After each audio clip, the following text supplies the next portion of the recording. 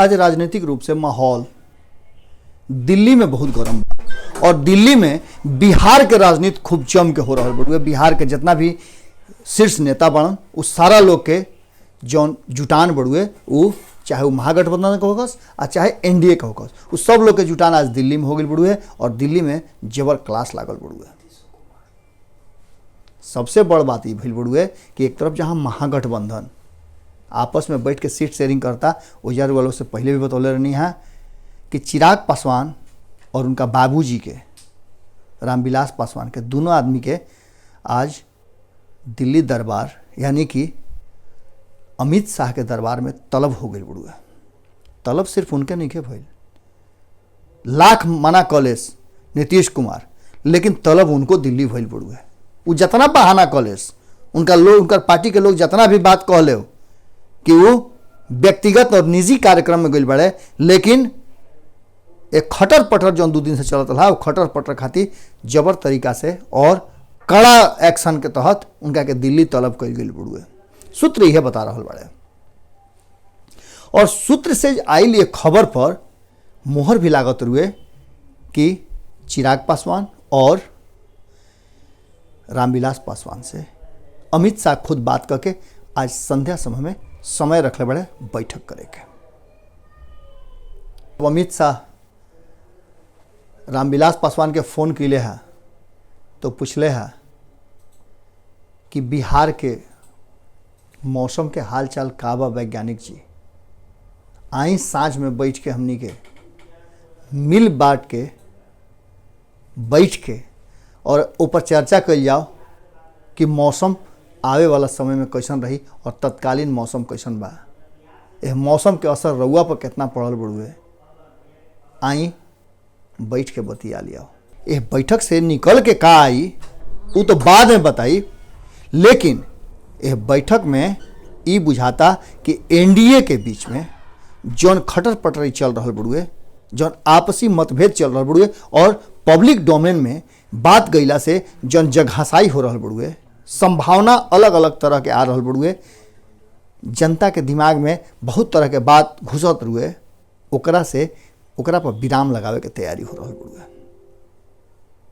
सूत्र बता रहा बड़े कि जौन भी डिमांड बड़ुए वो डिमांड अब एनडीए के कोनो घटक दल पब्लिक फोरम में ना रखी हैं, वो सीधे सीधे एनडीए के फोरम में रखी हैं। आवे वाला चुनाव के लेके पूरा आंकड़ा और मंथन हुई।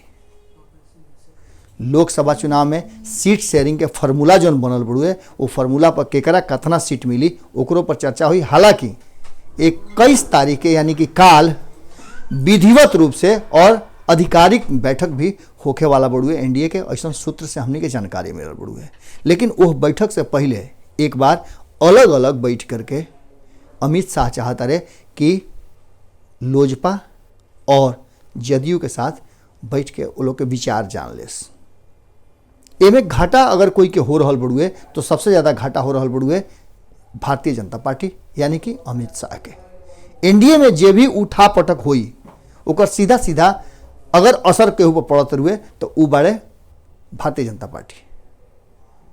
काल तकले नरेंद्र मोदी के सत्ता, नरेंद्र मोदी के काम और नरेंद्र मोदी के शासन के बड़ाई करत ना थाके वाला रामविलास पासवान और उनकर पुत्र यहाँ तकले कह दिले रहे हा कि जौन वादा भइल रहा जनता से 2014 में वो पूरा ना भइल।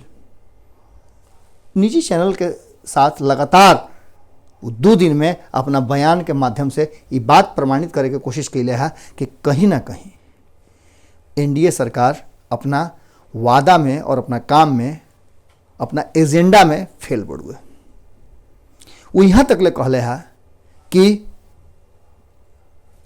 जौन कांग्रेस के अध्यक्ष बड़े राहुल गांधी, उनकर हाव भाव, भावभंगिमा और स्वीकार्यता काफ़ी लोग में बढ़ गई बड़ुए।